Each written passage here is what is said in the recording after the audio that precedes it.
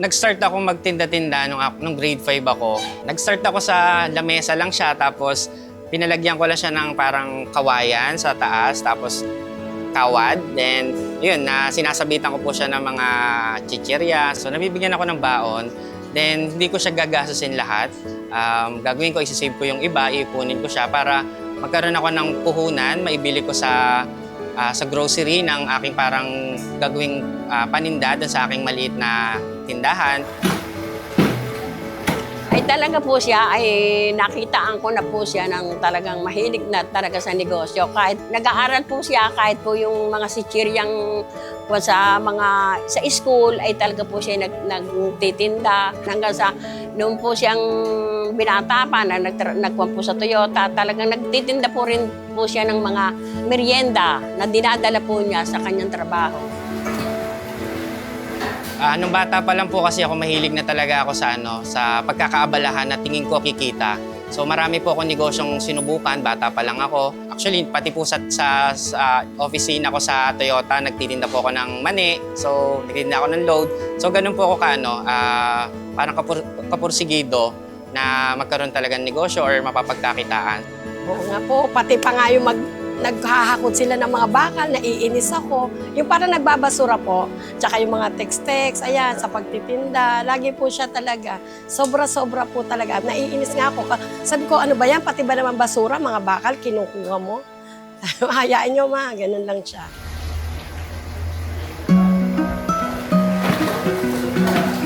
Actually, maraming challenges talaga ako napagdaanan. Kaya yung mga nauna kong negosyo talaga ay, nung una sir, malakas siya. So, tapos later on, humina siya dahil yung mga kapitbahay ko, parang naggayahan na rin. So later on, unti-unting humina rin yung, yung grocery ko, yung tindahan ko. Kaya parang nanlumo dahil bili ako ng stock pero na-expirean lang ako. Sabi ko, try ko uling mag-isip ng ibang negosyo na baka doon magkiklik.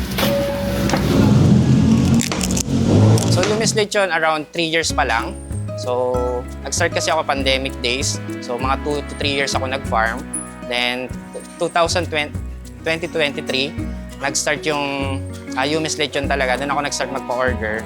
So, yun, pa isa-isa sa isang linggo. So, ngayon, nakakatuwa dahil mostly nakaka 50 to 60 na kami per week. So, malaking bagay na po para sa akin yun dahil hindi ko ina-expect talaga na unti-unti siyang lalago ng ganito.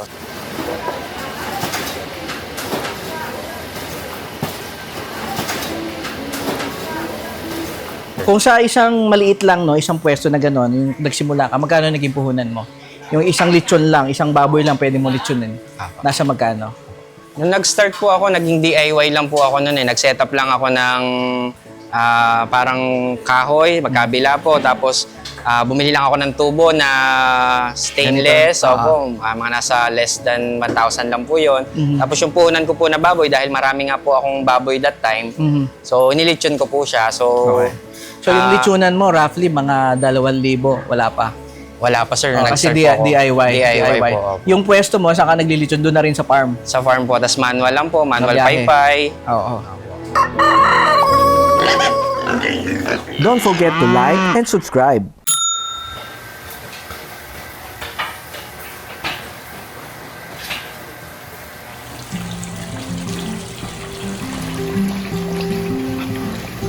Ayun, good morning po. Ako po si Robinel Alinas, 33 years old. So, dito po tayo ngayon sa Carmona, Cavite, Yumes Lechon, Cavite branch.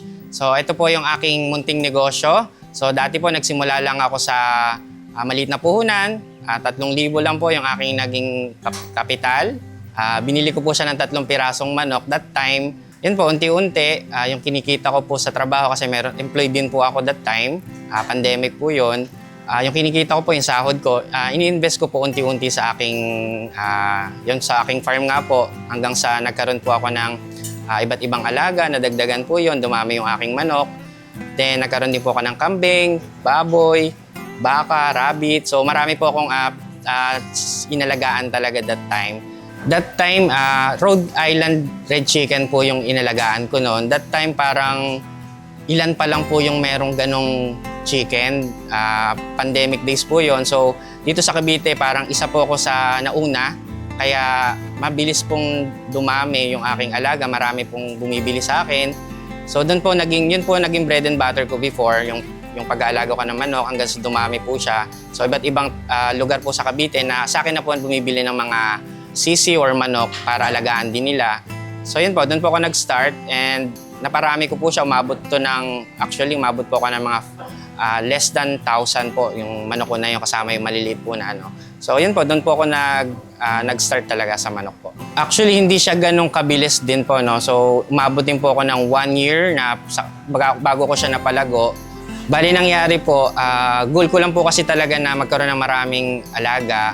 So nangyayari po, yung sinasahod ko po sa pagiging empleyado ko po, yung karamihan po doon ay talagang ini-invest ko po. So ang mindset ko po kasi, balang araw baka sakaling lumago yung aking pagiging pag-aalaga ng mga hayop.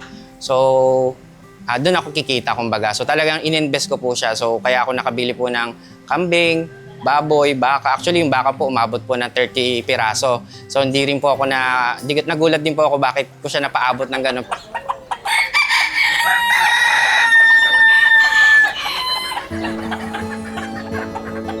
Habang binibuild ko yung pag-aalaga ko ng manok, so unti-unti na rin ako nag-start mag-aral ng baboy. So ilang piraso, bumili na ako ng mga ilang biik. Siguro nag-start ako sa 5 biik. So inalagaan ko siya. Inaral ko muna kung paano siya palakihin. So bago ako full scale ng pag-aalaga, nag-start ako sa native pig dahil that time alam ko na madali siyang alagaan. So hindi siya maselan. Kaya sabi ko, dahil wala rin naman akong background talaga sa pagbababoy pa, so kaya yun yung inuna kong breed na alagaan, yung native, dahil mas malakas yung resistensya niya and hindi siya ganun kaselan. So dun muna ako nag-try talaga na alagaan kung paano siya lumaki, paano mag-breed ng unang cycle. So hanggang sa nakuha ko yung technique, so hindi siya ganun kadali dahil wala talaga akong background. Pero naaral ko siya unti-unti hanggang sa after nung batch na yon. So nanganak, dumami, and nagkaroon din ako ng budget pa para dagdagan ng magagandang inahin pero native pa rin siya. So yun, hanggang sa dumami talaga ng dumami yung alaga ko. Yung sa naging count ng baboy ko, actually umabot siya ng more than hundreds. Kaya parang naging, ito yung good problem na tinatawag eh. Sobrang dami siya, pero ang problema, paano ko siya i-out? So hindi ko rin ganong mabenta dahil siguro hindi rin ganun kaganda pa yung marketing ko noon. So, kaya hindi ko siya ma-dispose ng maganda. So, kaya dahil dumami nga siya, naging 100 plus siya, hindi ko alam paano i-dispose. Kaya naglelechon na lang ako, kinakain namin. So, ganun yung naging situation noon before. Kitang-kita ba ang beauty ni Ate Marites? Ayan, so kailangan tanggalin yung mga itim-itim bago i-deliver. Ayan. Balutan po. Crunchy, no? Mainit-init po yan. So, iuwi ko na kaya yan. So, marami sila ditong parang mga assembly line. Dito naman is ang pork belly. Siyempre, papakilala natin yung magaling sa pork belly department. Anong pangalan nyo? Anong pangalan nyo? Marino po. Si Ate Marilu. Si Ate Marites, si Marilu, at si Bogart po. si Kuya Bogart. Bogart the Explorer, ba't nandito ka? Ako po yung taga-tali, sir. Taga-tali. Ayan, si Kuya Bogart, magaling magtali ng pork belly. Ayan, saktong-sakto. Mga ilang kilo po ang pork belly ninyo? 5 po. Ha? 5 kilo. 5 kilo. Mga ilang oras yan bago maluto? 2 hours. 2 hours. Siyempre, hindi natin papatakasin tong tiga Al-Qaeda. Ayan. Anong pangalan mo? John Chris po. Si John Chris. Ayan, close up pa natin yung bigote ni John Chris. Ayan, pakita mo. Insan Tony. Pakita ko yung... Ayan, no? Si John Chris. Bigote. Bigotilyo. At isa pang bigotilyo dito. Ayan, si Insan Tony. Ayan, no? May katandem ka na, Insan. Ilang years ka na dito? Di ko po masabi. Sabi nit linggo lang ako. Sabat, part-timer. Pagka po, on call ka. Ayan. So, tiga rito ka lang din. Okay, salamat.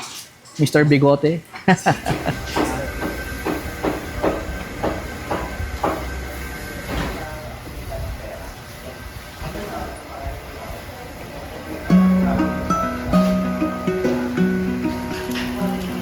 So, ang Yumis Lechon actually, parang aksidente lang siya, sir eh. So, nag-start nga ako sa farm hanggang sa dumami yung baboy ko. So, hindi ko na alam yung gagawin.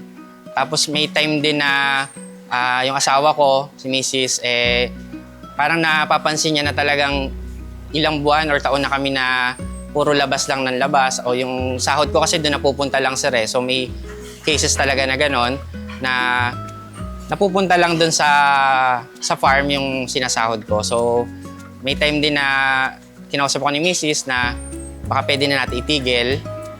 So, parang ganun dahil di na siya nagko-profit. So, talagang puro out. So, yun sir, dahil din doon, actually sinabi ko na na subukan natin kasi ito yung feel ko na kaya kong pagtagumpayan. Saka ito rin yung hilig ko, parang ganun sir. Then, dahil nga sa sobrang dami kong alagang baboy noon, hindi ko alam yung gagawin. So, nag-try lang ako mag-lechon ng baboy. So, nilechon ko siya, tapos pinost ko sa social media. Parang inireels ko, pinost ko sa Facebook ko. So, marami nakakita, mga friends ko.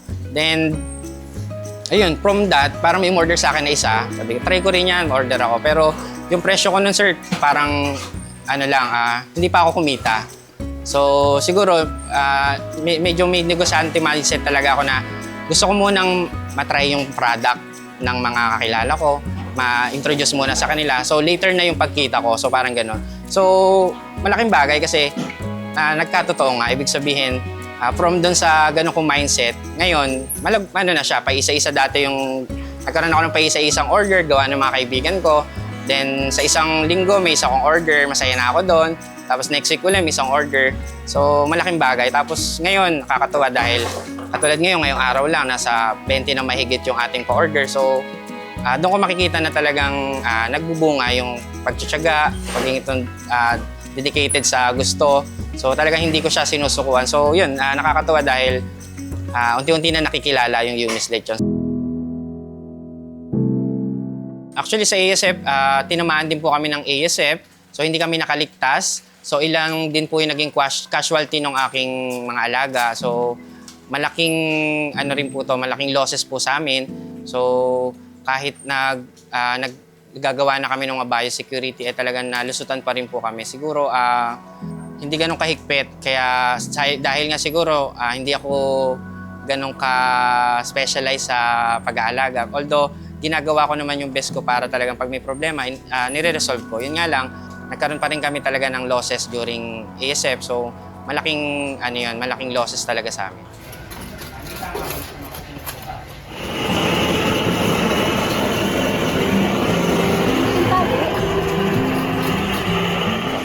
Sa isang araw po, kaya namin magluto ng nasa 50 to 60 heads po ng lechon. So, yun po dito sa aming branch ng Carmona branch po. So, yun po yung kaya naming lutuin. Pero soon po, kung papalarin kami, meron po kaming plano and ito po ay unti-unti na po naming i-develop. Magkakaroon po kami ng branch sa Silang. So, mas malaki po yun. So, awa po ng Diyos na matutupad po at makukulayan po yung plano namin. Ganito ang buhay sa lechonan. Napakainit. At tila sanay na yung mga tauhan nila dito. Ang kanilang mga team member dahil umaabot daw sa 50 to 60 na lechon sa peak season kada araw. Ang naluluto nila dito, kung isasama natin yung pork belly, yung mga liempo, at saka manok na rin, abot daw ng mahigit 100 ang kanilang nililitsyon dito. Sino mag-aakala na ang isang bata or binatilyo grade 5 nagsimulang magtinda-tinda sa kanilang harap bahay sa maliit na lamesa. Ngayon naman, may sarili ng litsunan at nagkakaroon na ng expansion sa Silang Cavite at nakapagbigay ng opportunity, trabaho sa kanilang komunidad at kanilang mga kamag-anak. Papabox ko na to sa 2, 3, 4, 5. Uwi na natin to, Insan.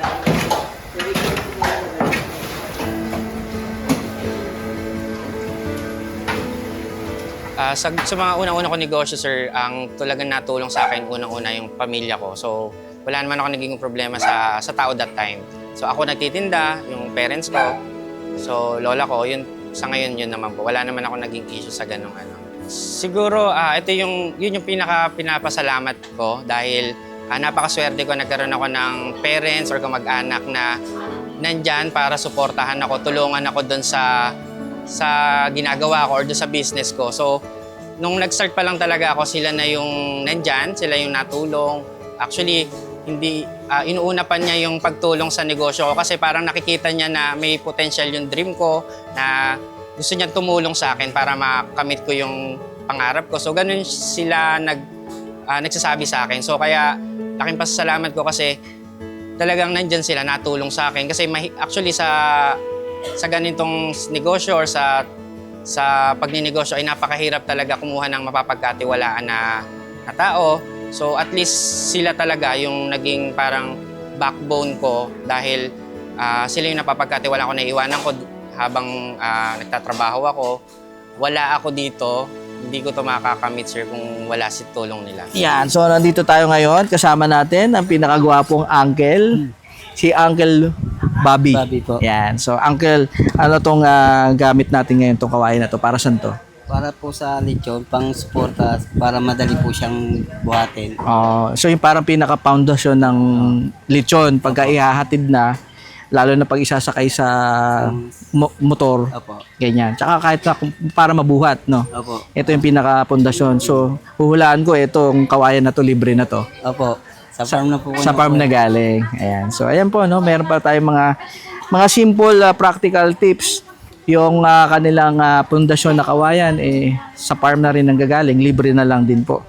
So, napaka-inspiring po, no?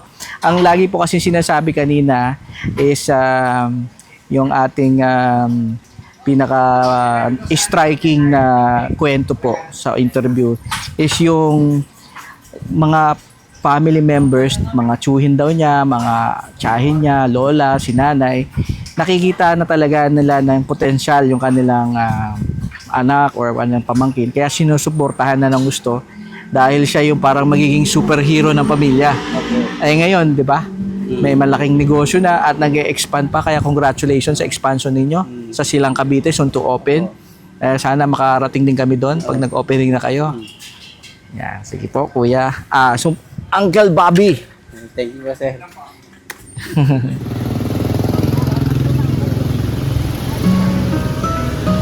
Yung magulang ko, sir, lalo si mother, kasi talagang simula nung nagtitinda pa lang din ako ng Japan Surplus, siya na nagtatao doon.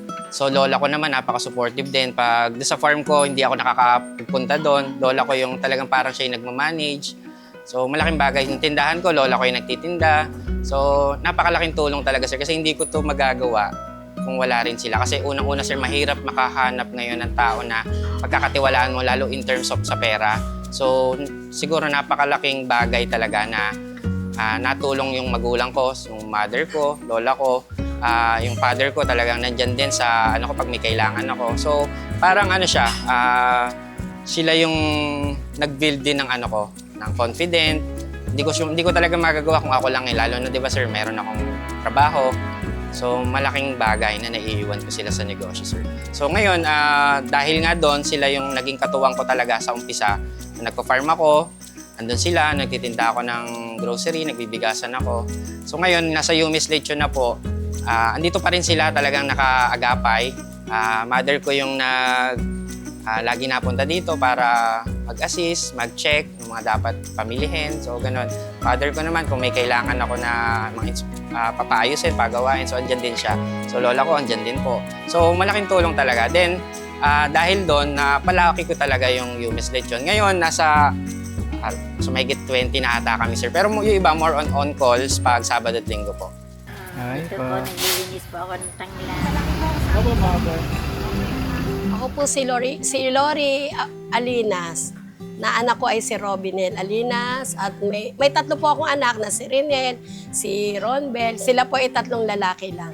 Natutuwa nga po ako kasi kahit mga kapitbahay namin, mga kakilala ko, natulungan din po niya. Kami po ay, kumbaga, napaproud po ako, lalong nakabili siya ng, hindi namin inaasahan, nakabili siya ng farm. Ako'y lalo nagagalak talaga, tuwan-tuwa sa pagkakabili ng farm niya. Ano naman po, ako'y nagpapasalamat sa kanya. Andito rin, kahit po kami meron, sinusuportan pa rin po kami. Ganun din yung mga anak ko, sobrang babait po talaga. Nagtutulungan po sila talaga. Ay, ako po kasi bilang mga magulang dyan, kasi ako po talaga, kung ano pong gusto nila, sinasabi nila, inaano ko naman, pinapayagan ko lang po sila. Kasi kumbaga, bigyan lang po sila ng chance, yung mga bata na, may gusto silang sige lang, bigyan lang mga nanay. Ako nga po, ay hindi rin po ako sumuko. Kahit nagagalit, kahit may kakulitan, sige lang po. Talaga pong andyan lang po kami lagi. Lahat po kami namang mga magulang, talaga naman andyan ang suporta, hindi po nawawala po.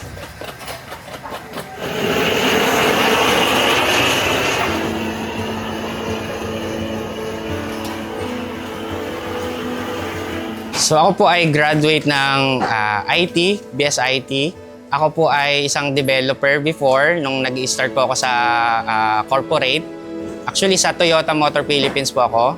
Nagtatrabaho before nung time na nag-start po ako magnegosyo.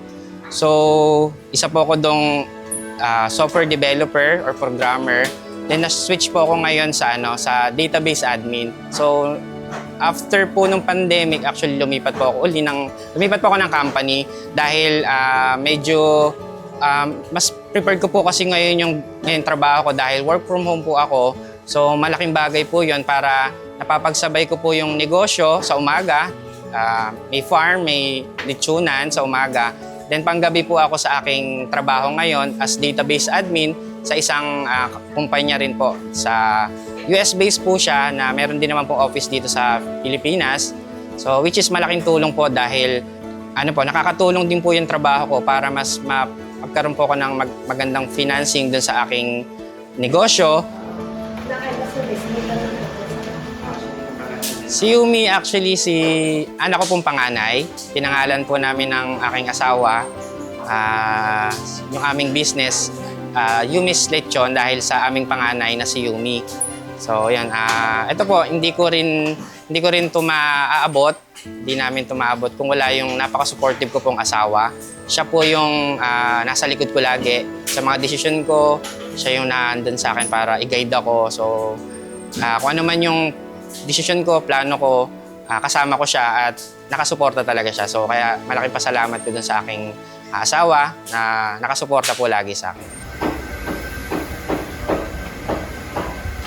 Yung pag-build mo nitong infrastructure, ito napaka maganda yung yung roofing mo. Apo. At kahit na malakas ang ulan, kayang-kayang maglitsyon. Apo. At hindi maputik, hindi marumi. Nasa magkano yung mga ganitong kalaki na litsunan? Apo. So ito yung actually nung last year lang ako sir upgrade talaga sa gantong setup. Last time sir, medyo maliit talaga yung setup ko. So ito sir, nagastos ko dito parang nasa roughly mga nasa 200K doon sa 200K. upgrade ko po or sa pag-enhance ko po ng itong facilities, pati yung mga storage area. So before kayo pumunta dito, eto walang bubong, Yes, wala sir. tong litsunan dito, bakanting lote lang. Tama sir, bakante. Bakanting Tapos lote. nag-set up ako sir ng maliit lang, siguro mga around 5 lang po ata yung... 5 muna. 5 muna. Tapos napansin ko parang dumadami yung Orders. So pinahaba ko siya ng ganyan sir hanggang buwan. sa... yung kinita naman noon sir, pinapagawa ko ng bubong, mga bagong bubong na. So ganun yung naging naging story ako dun sa I see. lechonan ko. So eto ngayon, meron ka, sabi mo kanina, around 14 na hilera. Sabay-sabay, 14 na lechon ang pwedeng lutuin dito. Yes sir. Sama na ako. Sa sobrang, kailangan ko na mag-diet at lumalaki na tayo ng gusto.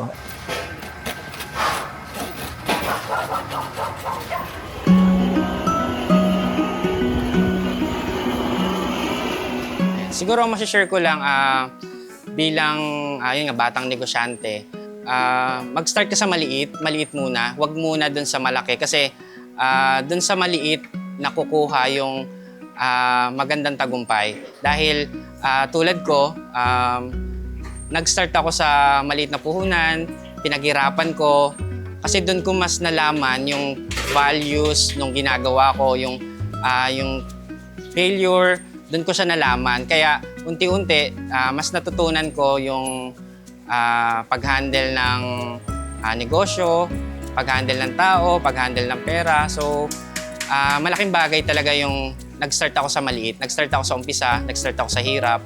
So, siguro kung meron kang gustong gawin, meron tayong gustong ipangarap tayo, umpisahan natin ng maaga, kilusan natin, huwag tayong magpa-block or wag tayong magpapigil sa mga sinasabi ng iba. Actually, isa rin yun sa ano ko yung pagiging, kung ano yung gusto ko, kung parang may naririnig ako na hindi maganda, parang hindi ko sila pinapansin. Kasi ito yung goal ko, ito yung kailangan kong gawin, ito yung alam ko na kaya kong pagtagumpayan. So, hindi ako nagpapa-apekto sa mga humihila sa akin pababa. So, siguro yun, kailangan lang talagang kilusan.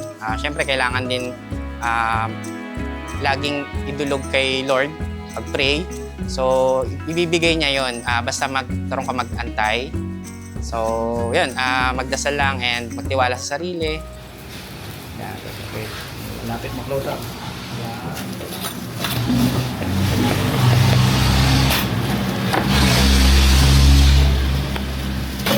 Ito lang, pakita mo ni sir. Pakita, angat sa mukha. Grabe.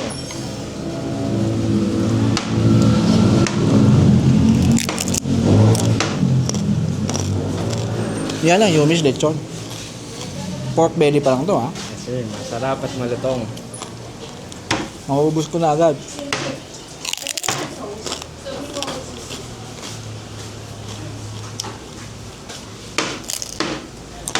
Yummy. Up. Ayan, kaya kung naghahanap po kayo ng legit, mura at masarap na lechon, so I suggest na itry nyo po yung Yumi's lechon dahil ito po ay siguradong laging bagong luto, masarap, at kahit walang sarsa po ay talagang magugustuhan nyo po. And kami po ay located sa Carmona, Cavite. Nagdi-deliver po kami sa Manila, Rizal, Batangas, and around malapit po na area dito sa Carmona. So, nag-allow rin po kami ng COD sa mga gusto po ng umorder ng aming lechon. Ayan, so add ko rin, no, meron po tayong promo. So, kada order nyo po ng lechon, meron tong kasamang 7 freebies. Meron siyang isang balaong pansit, isang balaong puto, palabok, dinuguan, liver sauce, 1.5 coke. At pag naka-follow po sa aming Facebook page, meron din siyang kasamang livreng isang balaong spaghetti po.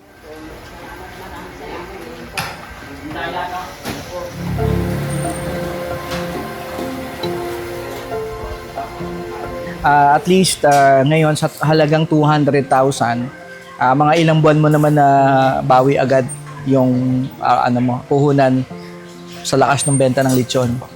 Ngayon po, masasabi ko na maganda po yung kita namin ngayon, ngayong year na to. Yun nga, thankful po ako dahil malaking bagay po talaga yung naging blessing sa dami ng orders po. So, ngayon kaya po natin kitain yun ng mga nasa 1 buwan po. 1 buwan lang, bawi na agad. Kaya po na. Ayan. So, kaya naman pala mag-i-expand na sa silang. Yes, sir. Opo. Hopefully, soon, ano na po. Yeah. So there you go po. Very inspiring story na isang bata, no, binatilyo or talagang hindi pa nga binatilyo, yung grade 5, elementary student pa lang siya.